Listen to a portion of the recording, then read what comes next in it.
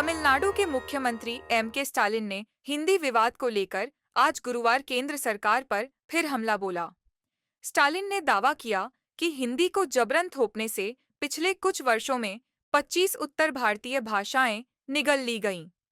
तमिलनाडु की के सरकार और केंद्र सरकार राष्ट्रीय शिक्षा नीति के तहत त्रिभाषा नीति को लेकर आमने सामने है। केंद्र ने भाषा नीति के तहत हिंदी को शामिल करना अनिवार्य कर दिया है। स्टालिन ने एक्स पर कहा, एक ही हिंदी पहचान को थोपने की कोशिश ही प्राचीन मातृभाषाओं को मार रही है। उत्तर प्रदेश और बिहार कभी भी सिर्फ हिंदी हृदय स्थल नहीं थे, लेकिन उनकी वास्तविक भाषाएं अब अतीत की बात हो चुकी हैं। उन्होंने इस घटना से जुड़े अपने पत्र को एक्स पर साझा किया। स्टालिन ने अपने पत्र में कहा कि हिंदी को राष्ट्र की एकमात्र एकीकृत भाषा मानना और अन्य सभी भाषाओं को दूसरे दर्जे की मानना भाषाई विविधता को मिटाने का जानबूझकर किया गया प्रयास है। स्टालिन ने कई भाषाओं की सूची दी जो अब अपने अस्तित्व के लिए संघर्ष कर रही हैं, जिनमें भोजपुरी, मैथिली, अवधी, ब्रज, बुंदेली, गढ़वाली, कुमाऊनी, मगही, मारवाड़ी, मालवी, छत्तीसगढ़ी, संथाली, अंगिका, हो, खड़िया, खोरठा, कुरमाली, कुरुक और मुंडारी आदि शामिल हैं। भारतीय संविधान की 8वीं अनुसूची का हवाला देते हुए स्टालिन ने कहा कि इसमें 22 आधिकारिक रूप से मान्यता प्राप्त भाषाएं शामिल हैं, लेकिन कई अभी भी इसमें शामिल नहीं हैं।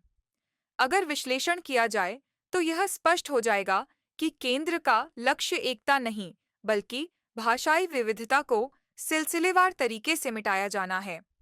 स्टालिन के आरोप और भी हैं। उनका कहना है कि केंद्र तमिलनाडु के साथ भेदभाव कर रहा है, जैसे कि शिक्षा के लिए निर्धारित फंड को अन्य राज्यों जैसे यूपी और गुजरात को दे देना। वो राज्य में सीटों की संख्या और क्रम बदलना चाहता है। इस पर तमिलनाडु ही नहीं, दक्षिण के सभी राज्य चौकन्ने हो गए हैं। परिसीमन के मुद्दे पर स्टालिन ने 5 मार्च को सर्वदलीय बैठक बुला ली है। बीजेपी अब इस मुद्दे पर दक्षिण में फंसती नजर आ रही है। 5 मार्च की बैठक को लेकर उसका नजरिया अभी सामने आना है। तमिलनाडु में अगले विधानसभा चुनाव 2026 में होने हैं, जो अभी दूर हैं, लेकिन स्थानीय निकाय चुनाव और राजनीतिक गहमागहमी इसे पहले से ही चर्चा में ला चुकी है। स्टालिन का यह रुख उनकी पार्टी की कोर विचारधारा, द्रविड़ अस्मिता और हिंदी विरोध को मजबूत करता है, जो उनके वोटर आधार को एकजुट रखने का काम कर सकता है। साथ ही केंद्र की बीजेपी सरकार पर हमला करके वे विपक्षी गठबंधन इंडिया के हिस्से के रूप में अपनी स्थिति को भी मजबूत कर रहे हैं। बहरहाल, तमिलनाडु की राजनीति में यह एक पुराना और गहरा मसला है, जो समय समय पर उभरता रहा है। बीजेपी की स्थिति को देखें तो वह तमिलनाडु में इस मुद्दे पर स्पष्ट रूप से दबाव में दिखती है।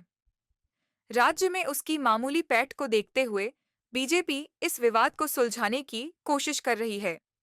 केंद्रीय शिक्षा मंत्री धर्मेंद्र प्रधान ने स्टालिन को पत्र लिखकर कहा कि किसी भी भाषा को थोपने का कोई इरादा नहीं है और नई शिक्षा नीति छात्रों के हित में है।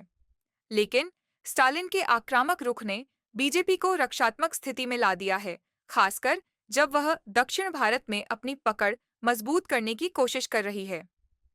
निष्कर्ष यह है कि स्टालिन इस मुद्दे को तमिल अस्मिता से जोड़कर जरूर उठा रहे हैं, जो उनकी राजनीतिक रणनीति का हिस्सा हो सकता है, लेकिन यह विशुद्ध रूप से चुनावी नहीं है, बल्कि उनकी पार्टी की मूल विचारधारा से जुड़ा है।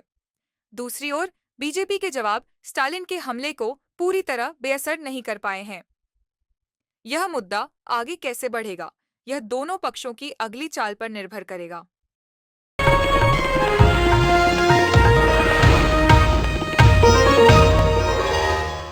Copyright disclaimer under Section 107 of the Copyright Act 1976. Allowance is made for fair use for purposes such as criticism, comment, news reporting, scholarship, and research. Fair use is a use permitted by copyright statute that might otherwise be infringing.